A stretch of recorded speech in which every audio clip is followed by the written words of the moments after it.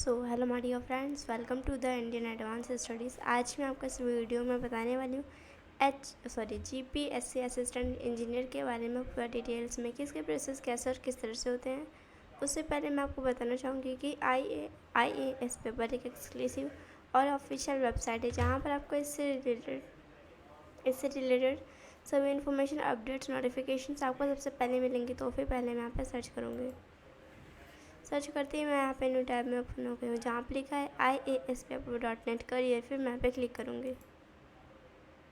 Click करते ही मैं यहाँ पे न्यू टैब में ओपन हो गई जहाँ पर लिखा है GPSC AE recruitment 2022 notification age की रिजल्ट वैकेंसी एंड सैलरी। आज मैं आपको इस वीडियो में इन सब के बारे में बताने वाली हूँ स्टेप बाय स्टेप कि इसके प्रोसेस कैसे और किस तरह से होते हैं। यहाँ पे सब इंट्रोडक्शन दिया गया, आप यहाँ पे देख सकते हैं। फिर आते हैं टेबल ऑफ कंटेंट में, जैसे कि अगर आपको किसी भी टॉपिक के बारे में जानना हो, जैसे कि व्हाट इज़ GPSC AE या फिर इसके highlights, date, notification, vacancy, eligibility, application form, application fees, admit card, centre, pattern, syllabus, preparation strategy, preparation books, answer key, result, cut off, salary और सिलेक्शन प्रोसेस, इन सब में से अगर आपको किसी भी टॉपिक के बारे में डाउट हो तो फिर आप उस टॉपिक पे क्लिक कीजिएगा और आप न्यू पेज में ओपन हो जाएंगे और आपके सारे डाउट्स क्लियर हो जाएंगे। जैसे कि यहाँ पे दिया गया है हाईलाइट्स, जैसे कि नेम ऑफ द एग्ज़ाम का नेम है Gujarat public service commission assistant engineer recruitment 2022। इसका शॉर्ट फॉर्म है GPSC AE recruitment. Directing body है यहाँ पे Gujarat police service commission. Examination level state level का एग्ज़ाम होता है, ये साल में एक बार होता है।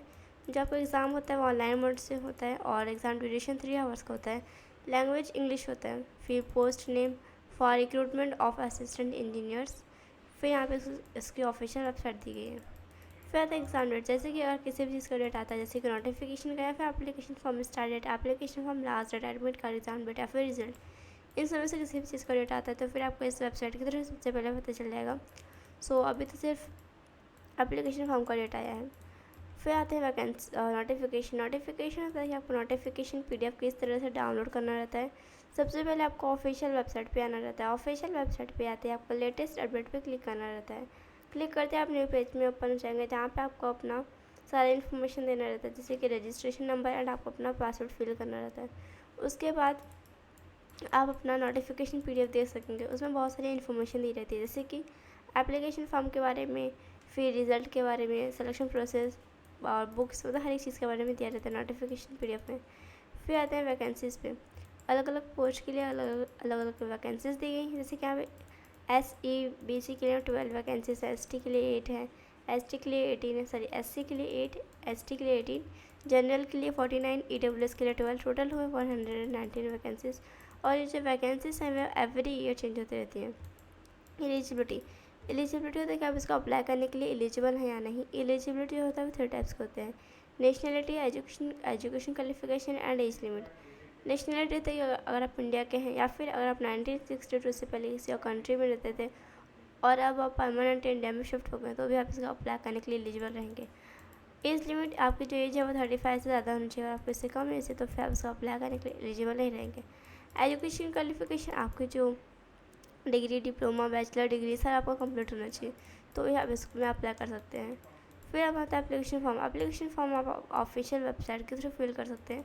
सबसे पहले आपको ऑफिशियल वेबसाइट पे आना रहता है। ऑफिशियल वेबसाइट पे आते हैं आपको लेटेस्ट अपडेट पे क्लिक करना रहता है। क्लिक करते हैं आप न्यू पेज में ओपन जाएगा जहाँ पे आपको अपनी सारी इन्फॉर्मेशन देनी रहती है, जैसे कि name, roll number, date of birth, registration number, roll number, contact number, email ID। ये सब इन्फॉर्मेशन देने के बाद वहाँ पे एप्लीकेशन फ़ीस का भी ऑप्शन दे रहता है। आप अपना एप्लीकेशन फ़ीस किसी भी तरह दे सकते हैं, जैसे कि net banking, debit card, wallet, UPI। उसके बाद अलग अलग कैटेगरी के लिए अलग अलग फ़ीस होती है, जैसे कि जनरल के लिए, OBC के लिए, NCL के लिए 100 रुपीज़ रहते हैं और SC ST PWD के लिए पैसा फ़ीस नहीं रहते, एप्लीकेशन फ़ीस। फिर हम आते हैं एप्लीकेशन फ़ीस। उसके बाद आप एक बार अपना एप्लीकेशन फॉर्म जो है वो रीचेक कीजिएगा। उसके बाद रीचेक करने के बाद अगर आपने सारी इन्फॉर्मेशन उसमें सही फिल किया है तो फिर आप अपना एप्लीकेशन फॉर्म जो है सबमिट कर सकते हैं। फिर आता है एडमिट कार्ड एग्जाम का 10-15 डेज़ पहले आती है, या आप ऑफिशियल वेबसाइट के थ्रू चेक। सबसे पहले आपको ऑफिशियल वेबसाइट पे आना रहता है। ऑफिशियल वेबसाइट पे आते आपको लेटेस्ट अपडेट पे क्लिक करना रहता है। उसके बाद यहाँ आपको अपना उसमें रजिस्ट्रेशन नंबर एंड आपको अपना पासवर्ड फिल करना रहता है। अगर आपने दोनों इन्फॉर्मेशन सही फिल किया तो फिर आप अपना एडमिट कार्ड जो है वो देख सकेंगे। उसके बाद अब हम आते हैं सेंटर। आपका सेंटर जो है वो एडमिट कार्ड के अंदर ही दिया रहता है। फिर एग्ज़ाम पैटर्न मतलब किस टाइप के क्वेश्चन आएंगे, कितने क्वेश्चन आएंगे, कितने मार्क्स के आएंगे। जैसे जनरल स्टडीज़ के लिए 100 क्वेश्चन 100 मार्क्स, और रिस्पेक्टिव सब्जेक्ट के लिए यहाँ पे है 100 क्वेश्चन 200 मार्क्स। टोटल हुआ 300 क्वेश्चन 300 मार्क्स एंड आपको टाइम मिलेगा 180 मिनट्स का। फिर आता है सिलेबस। आपके लिए कौन कौन सा सिलेबस इंपॉर्टेंट है, जैसे कि यहाँ पे जनरल स्टडीज़ है, फिर जनरल मेंटल एबिलिटी, लैंग्वेज है, फिर civil engineer, electrical engineer, mechanical engineer, सारे सब्जेक्ट आपके लिए बहुत ज़्यादा इंपॉर्टेंट रहती है। फिर प्रिपरेशन स्ट्रेटेजी, किस तरह से आपको हर एक सब्जेक्ट के लिए प्रिपेयर करना रहता है, उन सब के बारे में यहाँ पे स्टेप बाय स्टेप दिया गया है। उसके बाद अब हम आते हैं आंसर की आपको ऑफिशियल वेबसाइट के थ्रू चेक करना रहता है।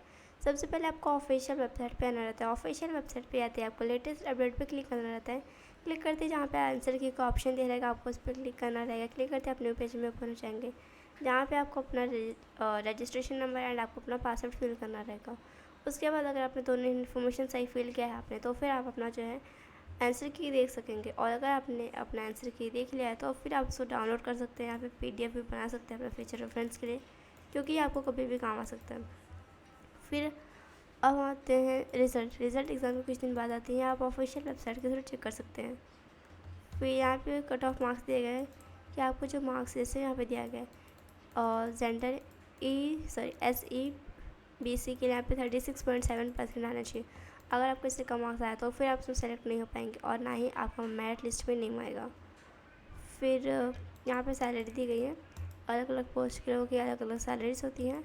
और अगर आपने इसमें अप्लाई किया था और आप इसमें ज्वाइन हो गए तो फिर आपको इसमें क्या क्या बेनिफिट्स रहता है, और कुछ टाइम बाद फिर आपको प्रमोशन हो जाएगा किसी भी पोस्ट में। सो यहाँ पे कुछ FAQ क्वेश्चन दिए गए जो आपके लिए बहुत ज़्यादा इंपॉर्टेंट है। सो इसकी लिंक डिस्क्रिप्शन में दी गई है, आप वहाँ पर जाकर चेक कर सकते हैं। So thank you so much for watching my video. Thank you.